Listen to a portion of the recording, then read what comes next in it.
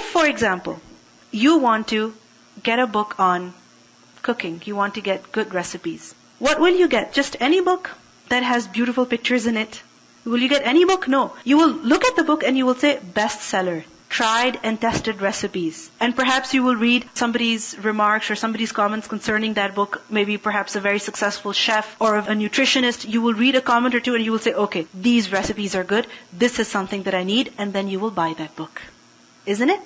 But if it's an ordinary book, no reviews, nothing, are you going to take that book? Not at all. Similarly, you want to get a book on self-improvement, how to improve yourself. You want to develop some of your skills. Will you just buy any book? Will you just go read anything? No. What will you get? For example, you will get Stephen Covey, right? You will get renowned authors, their books. You will get bestsellers. Why? Because when you read bestsellers, when you read a comment that was given in New York Times, for example, that gives you trust and confidence. Then you will benefit. Similarly, this Quran, Allah says, لَا رَيْبَ فِيهِ. Everything is factual in this book. Have no doubt, have no fear, have no worry. This is the key. This is what will lead you to success. لَا رَيْبَ فِيهِ. Nothing doubtful at all. And it's very, very important that as we study this book, we must remove all doubts from our mind and heart. All doubts. Because if a person has doubts, then what will happen? He will be biased. His vision will be blurry.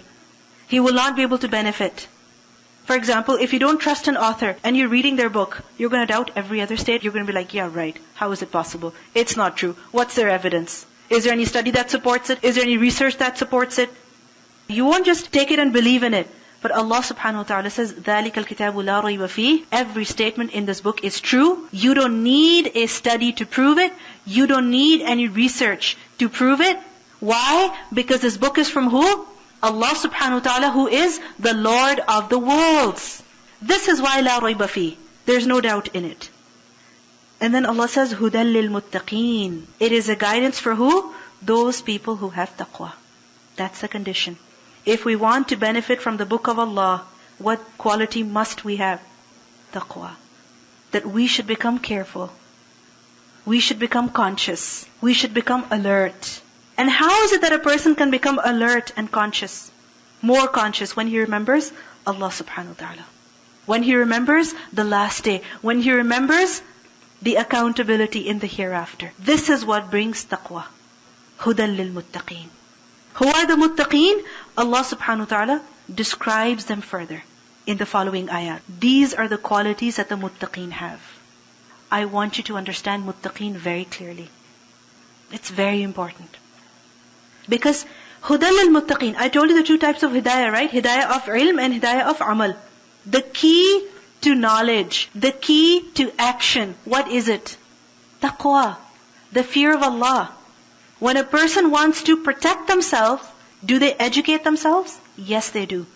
I have a friend who has a dairy allergy. Her and her son also, both of them have a dairy allergy. She cannot have acidic food, her son cannot have acidic food. And she's very concerned about eating healthy, eating good, fresh, organic, so on and so forth. So she's extremely careful about what she buys, what she eats, what she feeds her son. And when you talk to her, she will tell you so many things, so many benefits of, certain foods, or so many harmful effects of certain chemicals, because she has educated herself. She wants to protect herself and her son. This is why she has educated herself so much about food and nutrition. So this is very true. When a person wants to protect themselves, what do? They gain knowledge. Taqwa is the key to ilm. And taqwa is also the key to amal.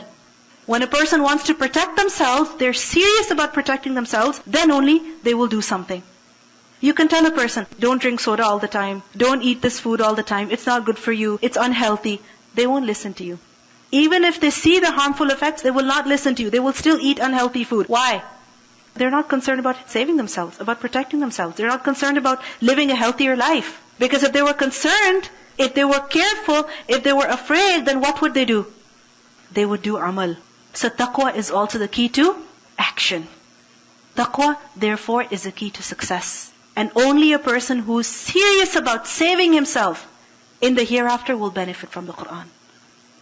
So we all must develop this quality in ourselves as well, that we all must become muttaqi if we want to benefit from the book of Allah. We must have this burning desire to really improve, to really change ourselves, to really become better in the sight of Allah, to really benefit people, to become successful in the hereafter, to not just get by in the hereafter, but to be in the highest levels of paradise. If we have this desire, if we have this yearning, then we will benefit from the book of Allah. If we don't have this yearning, then what will happen? We will study and this will be over and no change will come. Because it happens, people say, I know so and so, they have studied the Quran, look at them, they talk in this way. Look at them, they behave in this way. Look at them, they do such and such. Why is it so?